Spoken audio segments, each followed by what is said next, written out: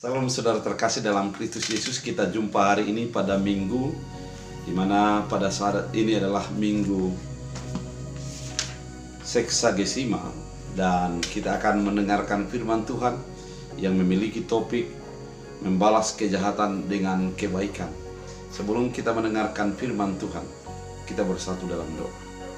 Damai sejahtera Allah yang melampaui segala akal dan pikiran, itulah yang memelihara hati dan pikiran dalam Kristus Yesus. Amin.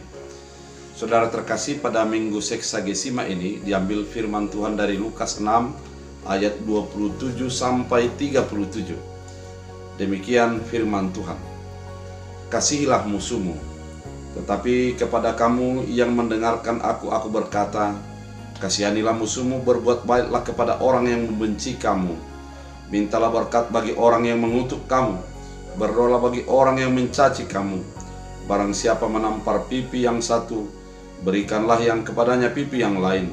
Dan barang siapa yang mengambil jubahmu, biarkan juga ia mengambil bajumu. Berilah kepada setiap orang yang meminta kepadamu, dan janganlah meminta kembali apa kepada orang yang mengambil kepunyaanmu. Dan sebagaimana kamu kehendaki supaya orang perbuat kepadamu, berbuatlah juga demikian kepada mereka. Dan jika kamu mengasihi orang yang mengasihi kamu, apakah jasamu? Karena orang yang berdosa pun mengasihi juga orang-orang mengasihi mereka. Sebab jikalau kamu berbuat baik kepada orang-orang yang berbuat baik kepadamu, apakah jasamu? Orang yang berdosa pun berbuat demikian.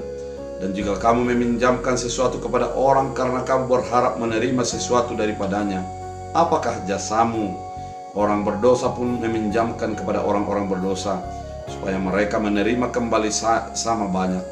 Tapi kamu kasihani musuhmu, berbuat baiklah kepada mereka yang pinjamkan dengan tidak mengharapkan balasan.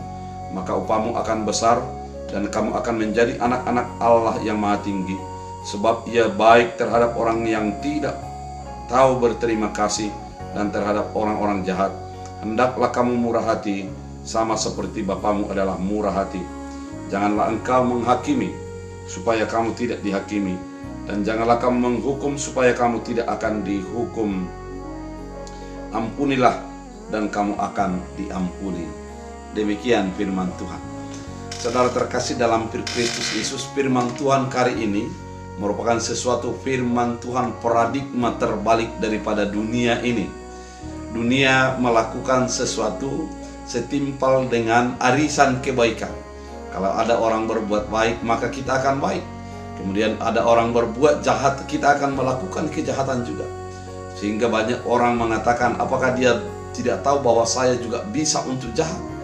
Kalimat ini sering kita dengar dan kita hadapi dalam kehidupan sehari-hari. Namun firman Tuhan kali ini merupakan khotbah di bukit daripada Yesus.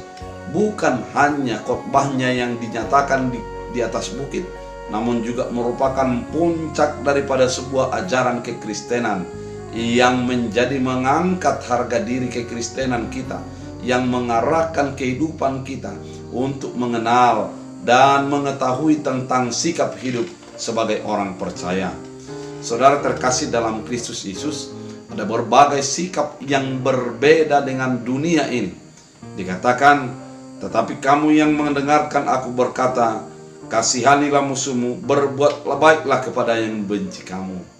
Mengasihi musuh, ada sebuah empati, ada sebuah sikap yang memahami orang-orang yang menjadi memusuhi kita. Kita tidak menjadi membabi buta untuk membenci mereka. Hal ini adalah sulit. Kenapa? Karena banyak orang melihat dari posisi dirinya.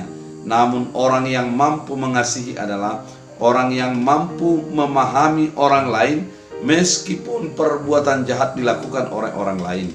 Dia tidak menanam kebencian ataupun memperhatikan sebuah sesuatu yang tidak baik untuk menjadi diingatnya.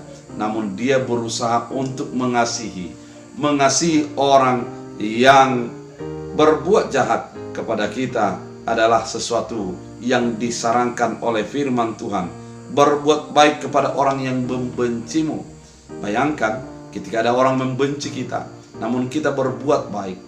Hal ini adalah merupakan sesuatu yang sulit dilakukan, namun sebagai orang percaya harus menyadari bahwa dirinya ditebus ketika dia adalah menjadi musuh Allah. Ketika kita dilepaskan daripada keberdosaan kita, bukan karena ketika kita baik, namun ketika kita jahat, ketika kita jauh daripada Tuhan, kita dibebaskan, kita diselamatkan, kita dilepaskan dari keberdosaan kita, dan Tuhan mengampuni kita. Dan inilah yang dikatakan dalam firman Tuhan, janganlah kamu menghakimi, maka kamu tidak akan menghakimi, dan janganlah kamu menghukum, maka kamu tidak akan dihukum. Ampunilah, kamu akan diampuni. Artinya kita terlebih dahulu mendapat apa yang dinyatakan oleh firman Tuhan, karena Tuhan terlebih dahulu melakukan kepada kita seperti yang dinyatakan oleh firman Tuhan. Mintalah berkat bagi orang yang mengutuk kamu. Bagaimana itu bisa terjadi? Ketika ada orang mengutuk kita dan kita mengatakan berkat, minta berkat, itu adalah merupakan sesuatu kerendahan hati, keterbukaan kita untuk menerima berkat dari orang-orang yang membenci kita. Perasaan benci tidak ada di dalam diri kita, namun kita menghidupkan sebuah perasaan untuk menjadi terberkati dalam hidup kita. Mungkin banyak kemarahan dalam diri kita, namun pastikan dirimu adalah banyak berkat yang engkau terima dari orang-orang yang membencimu, karena engkau tidak akan menerima kutuknya, tidak akan menerima kebenciannya, namun engkau menerima berkat dari orang yang mengutuk kita. Berdoalah bagi orang yang mencaci kamu. Dicaci adalah sesuatu keadaan yang sangat terpuruk dalam hidup ini, namun kita mendoakan dia agar dia menyadari, sebagaimana Yesus mengatakan, ampunilah mereka, sebab mereka tidak tahu apa yang mereka perbuat.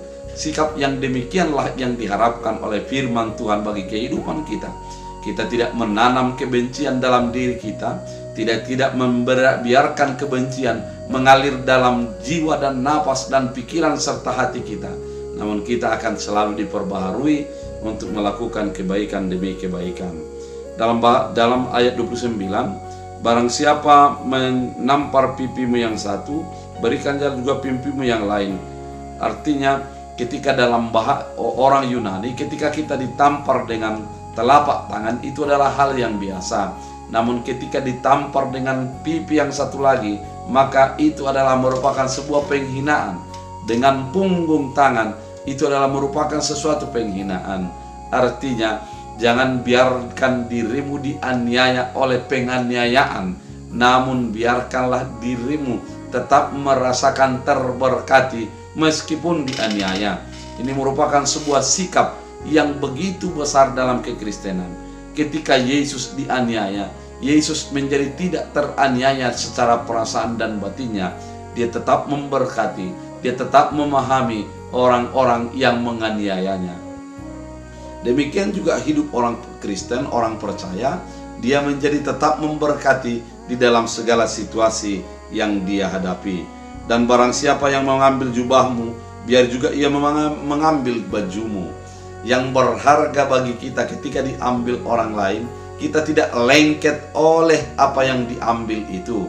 Artinya segala yang ada bagi kita, kita harus lihat bahwa itu adalah merupakan pemberian Allah. Kita tidak akan menjadi kehilangan iman, kehilangan kepercayaan, dan kehilangan jati diri ketika sesuatu diambil daripada diri kita. Namun kita akan tetap fokus kepada memberkati, merasa terberkati dengan apa saja yang terjadi bagi kehidupan kita. Kita akan menjadi bersyukur di dalam segala keadaan yang kita hadapi dalam hidup kita. Berikanlah kepada setiap orang yang meminta kepadamu, dan jangan meminta kembali kepada orang yang mengambil kepunyaanmu. Firman ini mau mengatakan bahwa kita harus menyadari apa yang ada bagi kita, ada bagian orang lain di sana. Apa ketika Tuhan memberikan berkatnya, kita juga harus sadar bahwa berkat yang kita terima itu ada bahagian-bahagian daripada orang lain. Dan ketika orang meminjamnya, memintanya, kita harus memberi dengan tidak terbeban. Artinya ada kemurahan hati yang terlalu mengalir. Memang sering orang menjadi membodohi kita, sering orang menjadi menipu kita, dan kita menjadi merasa tertipu oleh karena iming-iming untuk mengembalikannya. Namun kita harus tetap sebagai orang percaya memberi dengan tidak terbeban. Artinya perasaan untuk menolong masih tetap di dalam diri kita, dan kita harus membatasi diri kita untuk tidak terinfeksi dengan sikap-sikap kesombongan dan kedurhakaan daripada orang lain. Dan ayat 31 dikatakan, dan sebagaimana kamu kehendaki supaya orang perbuat kepadamu, perbuatlah juga demikian kepada mereka. Ternyata dalam hidup ini kunci utama di dalam perbuatan baik adalah apa yang ingin orang lain perbuat bagi kita, lakukan saja kepada orang lain demikian. Meskipun terkadang ketika kita baik, orang lain tidak baik. Ketika kita seorang yang suka menolong, orang lain tidak mau menolong. Namun sebuah prinsip dalam hidup kita, ketika kita melakukan kepada orang lain, kita menganggap melakukannya untuk diri kita, bukan kepada orang yang di luar diri kita. Sehingga ketika kita melakukan kebaikan, orang lain akan merasa senang dan hidup kita juga merasa terberkati. Dan ketika orang mau mengkhianati kita dengan kebaikan kita, kita tidak akan menjadi kehilangan hak kebaikan, namun tetap berbuat baik di dalam segala keadaan. Dan jika kamu mengasihi orang mengasihi kamu, apakah jasamu? Dan sebab jika kamu berbuat baik kepada orang berbuat baik kepadamu, apakah jasamu? Kita harus ingat bahwa ketika kita mengasihi kepada orang yang mengasihi kita, itu adalah hal-hal biasa. Ketika kita berbuat baik kepada orang yang baik, itu juga biasa-biasa saja, dan semua orang mampu melakukannya. Namun orang percaya menjadi orang yang tampil beda dalam kehidupannya, di mana ketika orang membenci, dia tetap mengasihi. Ketika orang berbuat jahat, dia tetap berbuat kebaikan. Menjadi tampil beda dari dunia ini, menjadi sesuatu yang berbeda di dalam kehidupan kita sebagai orang percaya. Dan ketika kita meminjamkan sesuatu kepada orang lain, pada ayat 34, kita terutama tidak menjadi berharap untuk dikembalikan. Kalau dikembalikan syukur, dan kalau tidak dikembalikan, tetap doakan dia agar dia mampu untuk menjalani secara berkat dalam kehidupannya dengan tanpa menyakiti orang lain. Artinya kehidupan orang percaya itu adalah kehidupan yang penuh dengan kemurahan hati. Dalam ayat 36, hendaklah kamu murah hati sama seperti Bapamu adalah murah hati. Terutama ditekankan dalam ini adalah murah hati. Artinya tidak ada kesulitan dalam diri kita untuk memahami dan mengasihi orang lain. Tidak ada di dalam diri kita untuk menjadi penghalang berbuat baik kepada siapa saja. Dan ayat 37, jangan kamu menghakimi, maka kamu pun tidak akan dihakimi. Ternyata perbuatan baik dan perbuatan mengampuni dan mengasihi ini adalah oleh karena kita tidak mau menghakimi orang lain. Karena ternyata sering apa yang kita lihat bagi orang lain itu merupakan sesuatu pergumulan yang berat bagi dirinya, sehingga memancarkan sesuatu yang kurang baik dalam ukuran banyak orang. Namun firman ini mau mengingatkan kepada kita bahwa setiap kehidupan kita adalah tidak menghakimi, namun memahami. Tidak menjadi menghukum, namun juga mengerti orang lain sebagaimana kehidupan yang dipancarkannya. Jangan kamu menghukum, maka kamu pun tidak akan dihukum. Ampunilah, maka kamu akan diampuni. Ternyata dalam hidup kita, ketika kita mengasihi, ketika kita melakukan kebaikan, ketika kita tidak melakukan penghakiman, pada saat itulah kehidupan kita menjadi terberkati, kehidupan kita menjadi penuh sukacita, kehidupan kita penuh dengan berkat-berkat di dalam kehidupan kita. Oleh karena itu firman Tuhan kali ini mengajak kita membalas kejahatan dengan kebaikan, dengan sebuah inti bahwa Yesus telah terlebih dahulu mengasihi kita.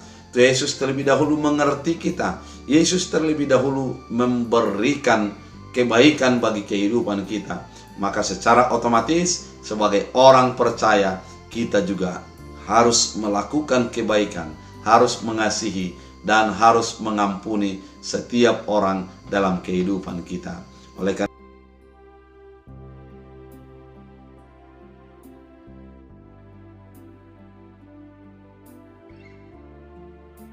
menjadi orang yang selalu mengasihi, mengampuni, dan penuh dengan kebaikan dalam kehidupan kita.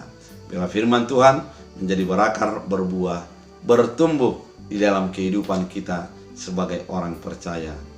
Biarlah firman ini bagian daripada hidup kita. Tuhan Yesus memberkati. Kita berdoa.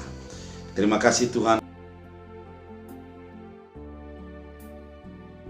Terima kasih Tuhan atas firman yang Kau nyatakan, mengingatkan kami untuk mengasihi, mengingatkan kami untuk hidup, mengampuni, berbuat baik, meskipun di dalam sikap yang kejahatan yang dilakukan orang lain.